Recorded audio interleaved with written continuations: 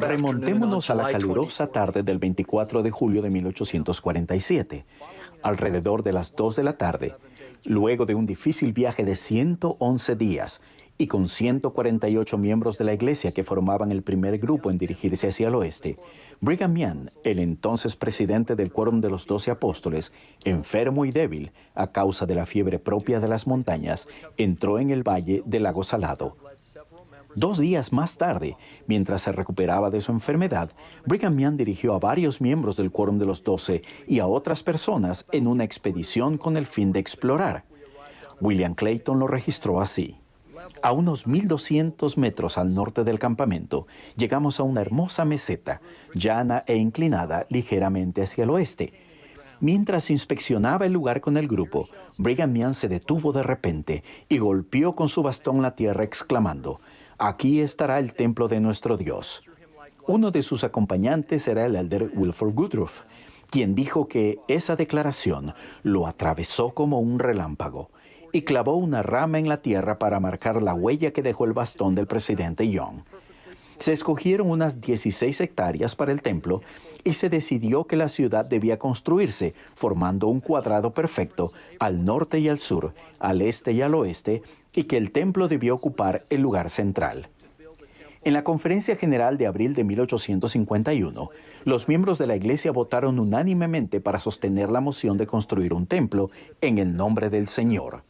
2 años más tarde, el 14 de febrero de 1853, Heber C. Kimball dedicó ese lugar en una ceremonia pública a la que asistieron varios miles de santos y se dio la primera palada de los cimientos del templo.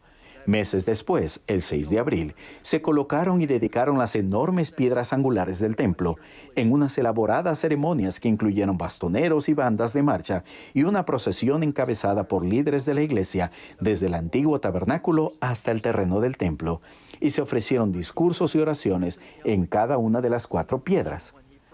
En la ceremonia de la palada inicial, el presidente Young recordó que había tenido una visión al pisar por primera vez ese lugar, cuando inspeccionaban el terreno del valle, y declaró: «Supe entonces, así como sé ahora, que este era el terreno en el que se debía erigir un templo. El lugar se encontraba ante mí». 10 años después, Brigham Young hizo la siguiente declaración profética durante la Conferencia General de octubre de 1863. «Quiero ver el templo edificado de manera que resista durante todo el milenio. Este no será el único templo que construyamos. Habrá cientos de templos edificados y dedicados al Señor.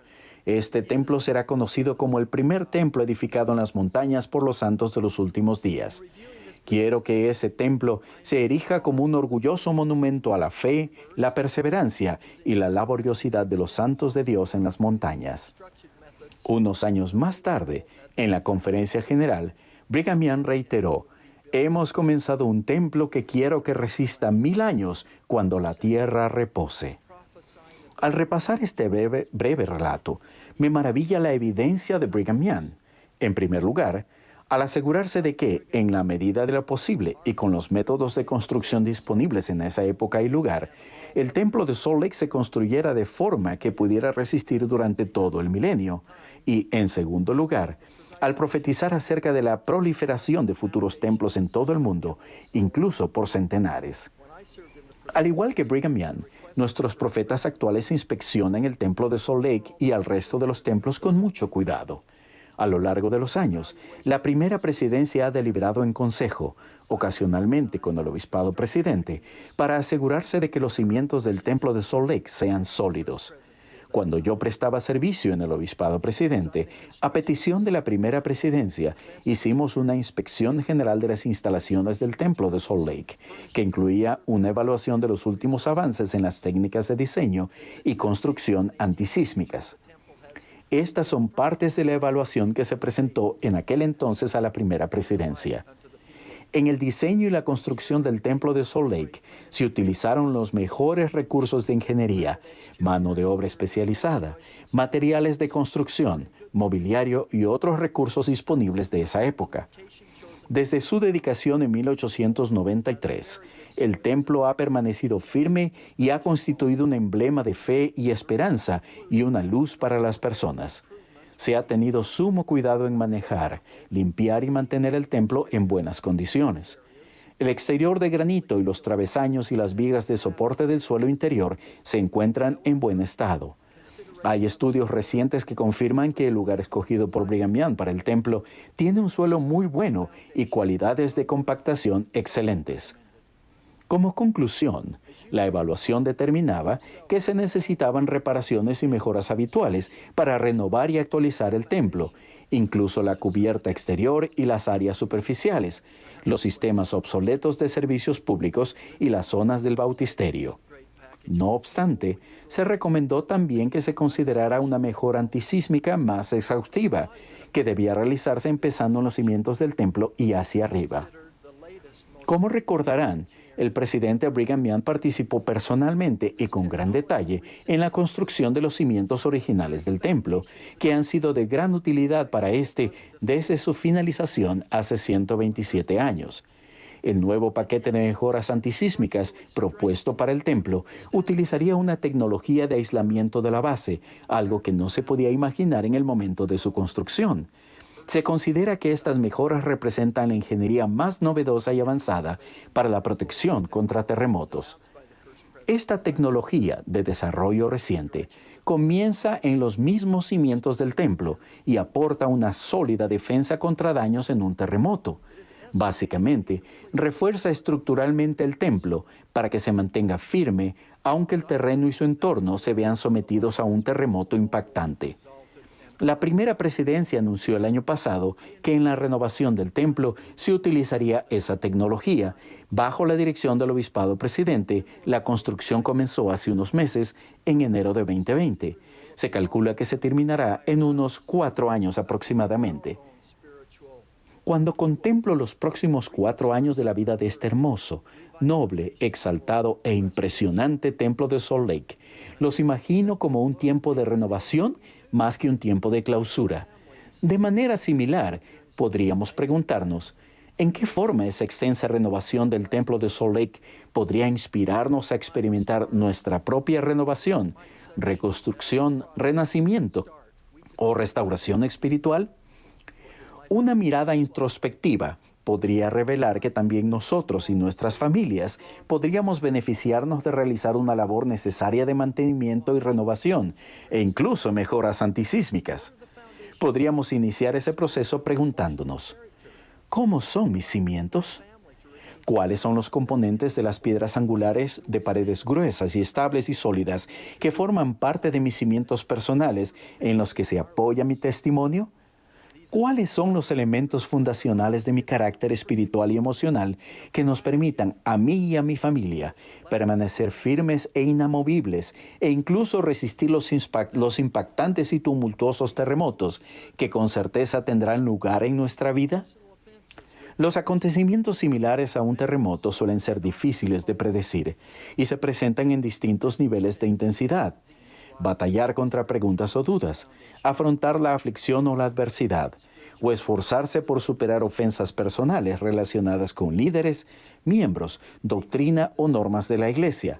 La mejor defensa contra todo ello se encuentra en nuestros cimientos espirituales. ¿Cuáles podrían ser las piedras angulares espirituales de nuestra vida personal y familiar?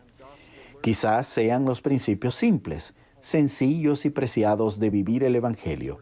La oración familiar, el estudio de las Escrituras, la asistencia al templo, el libro de Mormón y el aprendizaje del Evangelio por medio de Ven, sígueme y la noche de hogar. Otros recursos útiles para reforzar sus cimientos espirituales podrían incluir los artículos de fe, la proclamación sobre la familia y el Cristo viviente. Para mí, los principios incluidos en las preguntas que se analizan como parte de la obtención de una recomendación para el templo constituyen una sólida base para un cimiento espiritual. En particular, las primeras 4 preguntas. Las considero piedras angulares espirituales. Obviamente, estamos familiarizados con esas preguntas que el presidente Russell M. Nelson nos leyó una por una en la última conferencia general. 1. ¿Tiene fe en Dios el Eterno Padre, en su Hijo Jesucristo y en el Espíritu Santo, y tiene un testimonio de ellos? 2. Tiene un testimonio de la expiación de Jesucristo y de la función que Él tiene como Salvador y Redentor. 3.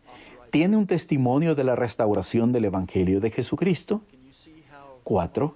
Apoya al presidente de la Iglesia de Jesucristo de los Santos de los Últimos Días como el profeta, vidente y revelador, y lo reconoce como la única persona sobre la tierra autorizada para ejercer todas las llaves del sacerdocio. ¿Pueden ver cómo podrían considerar que estas preguntas son elementos valiosos para sus cimientos personales que sirvan de ayuda para edificarlos y reforzarlos? Pablo enseñó a los efesios acerca de una iglesia edificada sobre el fundamento de los apóstoles y profetas, siendo la principal piedra del ángulo Jesucristo mismo, en quien todo el edificio, bien coordinado, va creciendo para ser un templo santo en el Señor. Uno de los mayores gozos de mi vida es poder conocer a miembros de la iglesia de todo el mundo que son ejemplos vivientes de la fe en Jesucristo y en su Evangelio, y sentirme inspirado por ellos. Han establecido cimientos personales sólidos que les permiten resistir, con una comprensión constante y un gozo profundo y perdurable, los terremotos que han sacudido su vida. Para reflejar esto de una manera más personal, hace poco hablé en el funeral de una hermosa, enérgica y joven esposa y madre que también era amiga de nuestra familia. Ella era una decidida jugadora de fútbol de primera división cuando conoció y se casó a su esposo, quien estudiaba odontología. Fueron bendecidos con una hermosa y precoz hija. Ella se enfrentó valientemente a varios tipos de cáncer durante 6 difíciles años. A pesar de la aflicción emocional y física que siempre estaba presente en su vida, ella confiaba en su amoroso Padre Celestial y, con frecuencia, muchos de sus seguidores en las redes sociales citaban una frase por la que era muy conocida: Dios está en los detalles.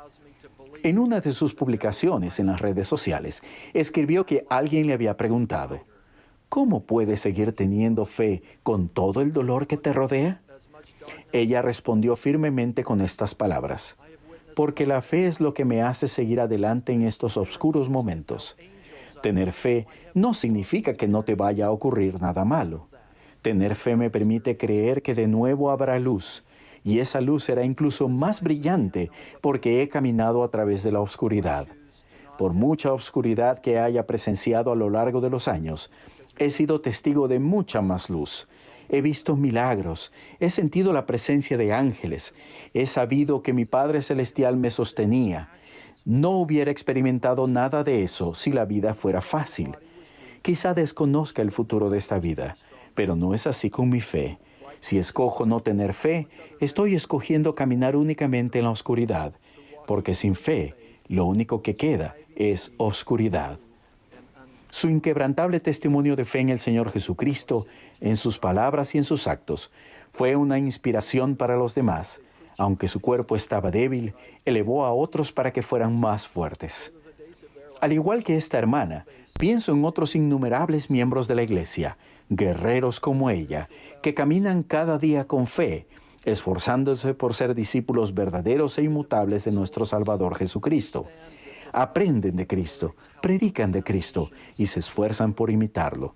Ya sea que los días de su vida se encuentren sobre un terreno firme o movedizo, saben que sus cimientos son fuertes e inamovibles. Ellos son las maravillosas almas a quienes os promete vuestro defensor. Ellos son quienes entienden el profundo significado de la letra del himno: ¡qué firmes cimientos, oh santos de Dios!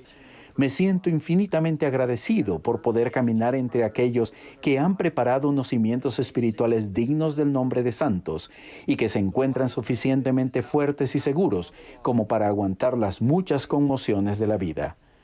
Creo que no puedo exagerar la importancia que tienen tales cimientos en nuestra vida personal. Esta verdad se enseña a nuestros niños de la primaria, aun cuando sean muy pequeños.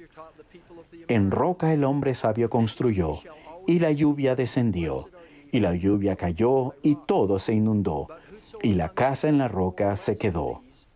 Las Escrituras refuerzan esta doctrina fundacional. El Salvador enseñó al pueblo del continente americano: y si hacéis siempre estas cosas, benditos sois, porque estáis edificados sobre mi roca.